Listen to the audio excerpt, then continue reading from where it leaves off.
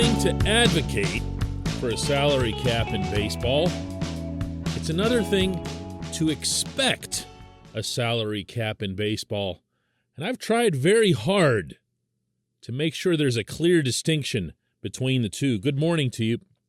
Good Friday morning. Happy New Year. I'm Dejan Kovacevic of DK Pittsburgh Sports, and this is Daily Shot of Pirates. It comes your way bright and early every weekday if you're into football and or hockey. I also offer up daily shots of Steelers and Penguins where you found this. As promised yesterday, today's program was going to focus on a New Year's resolution that would be aimed more at the sport than at the local franchise. And if you missed yesterday's show, I basically made Derek Shelton resolve to start taking his managing of individual games more seriously. We'll see if he takes that advice. I'm guessing he'll pass. But for baseball, for the sport right now, it's a whole lot more layered. It's in a lockout, of course. We don't know when it's going to be back. My hope is that it isn't. Not because I don't love baseball, not because I wouldn't rather be covering Grapefruit League ball, opening day, everything else, but because the sport is badly broken. The sport's economic imbalance is strangling as many as a third or even a half of all the teams that are out there. If you consider that in 2021, half of all the teams in the majors were under $100 million in payroll, and some of them, like the Pirates, a little too happy to be there. So yeah, I've been pushing. I've been making the case. The only way the owners are going to get a salary cap type system is by continuing the lockout, by forcing the hand of the union and the super agent Scott Boras that basically is the tail wagging that particular dog. As I've said many times, I don't care about the owners. I don't care about taking anybody's side. I only care about the outcome, and that the outcome results in a system that's a lot closer to those in the NFL, the NHL, and the NBA, and really every other league everywhere. That's it. Don't care who wins, don't care about personalities, don't care who gets whose pockets lined more than anyone else. Just care that the competitive structure that's in place is fair to all 30 teams the way it is in all those other leagues. But what's realistic there? What's the most likely next step if things were to move in that direction? This portion of Daily Shot of Pirates is always brought to you by our friends at North Shore Tavern and Mike's Beer Bar. And today being New Year's Eve, they've got an amazing offer for you. Head down to either one, North Shore Tavern or Mike's Beer Bar, and get all-you-can-eat wings for $21. See, I told you, Mike Sukic, the owner down there, is a total baseball nut. He couldn't come up with a sale that was anything other than Roberto Clemente's number. Bring your friends, tear into their delicious meaty jumbo wings with North Shore dry rub or Tavern hot garlic sauce paired with ranch and blue cheese for dipping. They'll be serving these beauties all the way through the arrival of 2022. If you haven't made plans for New Year's Eve yet, allow the good people down there to nudge you in the right direction. North Shore Tavern and Mike's Beer Bar directly across Federal Street from PNC Park. What's realistic? What's really attainable here? Well, to start, if you're me and you take the most draconian possible position on this, and you hope that this goes all the way nuclear like the NHL's lockout did in 2004, then you're willing to just sit it out and blow it all up. You don't care how many lawsuits are threatened, antitrust exemptions are threatened, anything. You just say, you know what? We got one chance to fix this. And unlike 1994, we're going to do it right. We are no longer going to be North America's only professional sports league without a cap-type system. That said, it can and should be acknowledged that it would be a hell of a step. And it would hurt a lot of people in the short term. People who are just caught in the crossfire, something else that I've mentioned many, many times. Heck, I just rattled off a couple of them there with our sponsors, North Shore Tavern and Mike's Beer Bar.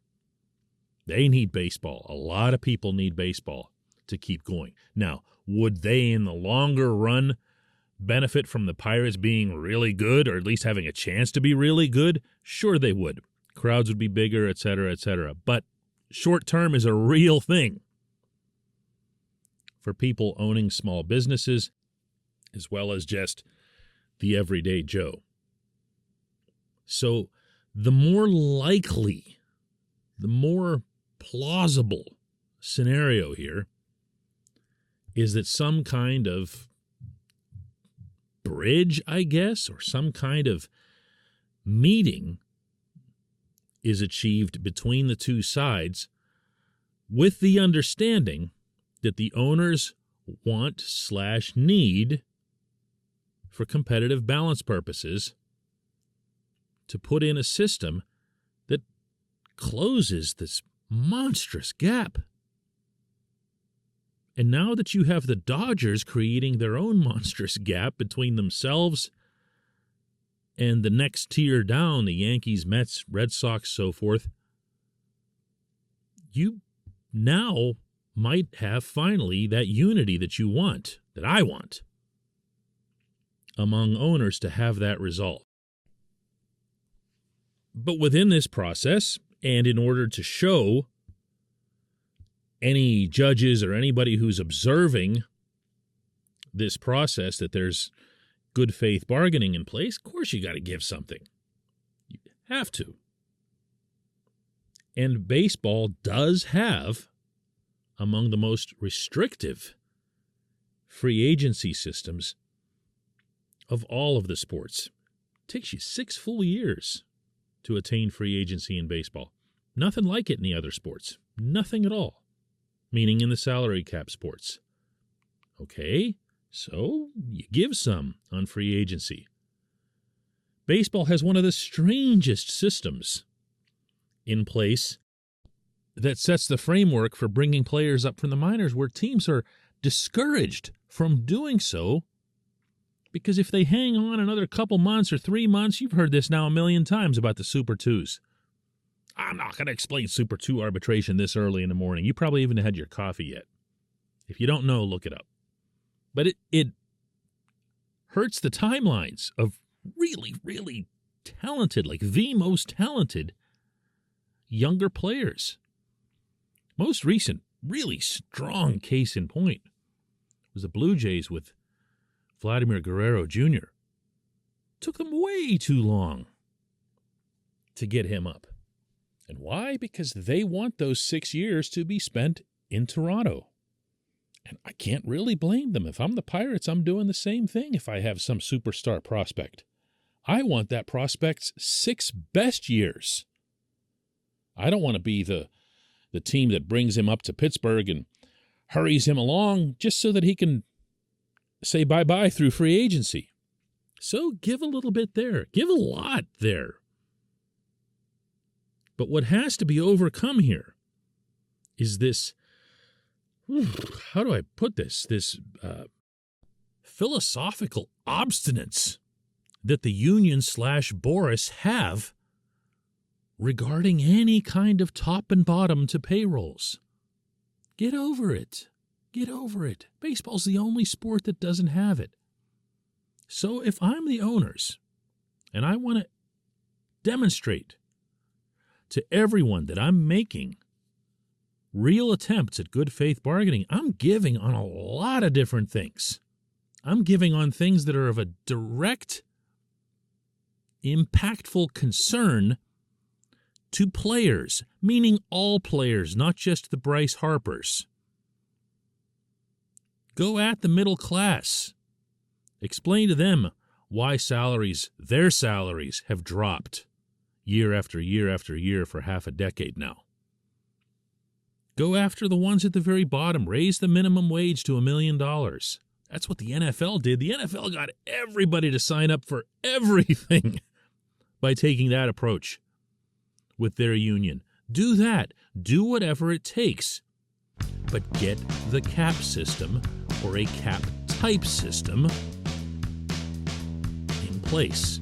Oh, and by the way, get that done by mid-February and we'll talk. All right, cool. Just one question's coming up after this.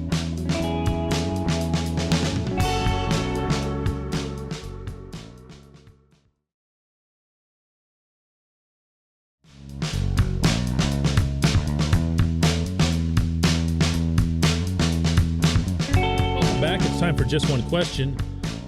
And today's J1Q comes from Ethan, who asks, DK, why do you think many fans, and he puts in parentheses here, the anti-cap / floor ones, want Major League Baseball to be a unicorn league in comparison to the NHL, NFL, and NBA cap systems? No cap is great for Scott Boris's clients, but it hurts the Ben Gamels of the world. How is that pro player? Ethan, the best answer I can give you is that baseball, of all of North America's major professional sports, has the most myopic / inward culture of all of them. That applies to the participants, that applies to the instructors, that applies to the management teams, and that applies, yes, to the fans and to the media who cover baseball only. And I know this because I lived it. As much pride as I take in covering all three of Pittsburgh's teams equally, as I've done for a long time, and I get really, really, really deep into all three of the Pirates, Steelers, and Penguins. There was a time, this was at the Post-Gazette 15 years ago, where I was doing nothing but Pirates. That was my full-time gig. And I did that for 6 years. And I am here to tell you that even though the Steelers won a Super Bowl in that time, and the Penguins won a Stanley Cup in that time, dude, I was nothing but baseball. I was all the way locked in, up to and including, I'm embarrassed to say, certain components of my actual life. You just go full bore. It's 162 games. It's a 6-week, for some reason, spring training. And it is non-freaking stop. You don't have 2 seconds to do anything else, and when you do have 2 seconds, the last thing you would do is pay attention to any sports. The same thing applies, actually, many, many times over, to people who are in the sport. When you ask a football coach or a hockey coach to talk about something related to some other sport, they're going to be able to do that. You ask a baseball manager or someone like that, they're just going to give you a blank stare back. They don't even know what you're talking about as it relates to some other sport. This isn't a criticism. This is just how it is. This has been the way baseball's been ever since it was invented. So it's different. And it is different for a lot of the fans. Obviously, fans have more time to balance out, but in my experience of dealing with the people who consume our content at DK Pittsburgh Sports, the baseball ones tend to stay in the baseball lane. Not obsessively so, but quite a bit. And the media, this is where I'm really headed here. The national baseball media looks at you like you've got three heads the moment that you bring up any kind of comparison between the economic systems that are in baseball versus those in the NFL, NHL, or NBA. They think you're nuts. They think I'm nuts. I do it with them all the time. You can see some of these exchanges on social media. It's nothing, with any animosity or anything like that. I know these guys. Known them for a while. And I'll just go at them with some kind of fact. Hey, did you know this? What? What are you even talking about? Have you lost your mind? What is this other sport that you're referencing? Why should baseball do that? Baseball's never had that. So it's not so much of seeing baseball as, how did you put it, a unicorn? It's also not seeing baseball as being above anything else. I don't get a sense of arrogance or whatever. I get the distinct sense of just not even knowing what's out there. I have these conversations often enough that it just blows my mind. Where I'll say something that's really, really basic about the most recent NHL lockout or something that's in the NFL system. What? Not what, like I don't understand it, but like, what, are you nuts to even be bringing up other sports? There's only this one. That's where this comes from. And you get tuned out. I get tuned out almost immediately. Almost immediately. You know who hasn't tuned this out, though? The owners. And when you hear the owners and some of the team executives who over the past year and a half have made the remarks that they have, and if you've been listening to this program, you know that I've referenced them and read them out loud, whether it's the people running the Cubs, the Diamondbacks, the Yankees. They know. They do pay attention. There are now increasingly cross-ownerships between baseball and other sports, so they really, really know because they're the same people. And the more of that infiltrates the baseball dialogue and the baseball labor discussions, the more I feel there's a chance, a real chance, of there being a real stride taken in 2022. I appreciate the question. It was a very good one. I appreciate everybody listening to Daily Shot of Pirates. We'll have another one, I was about to say Monday. Next year. We'll have another one next year.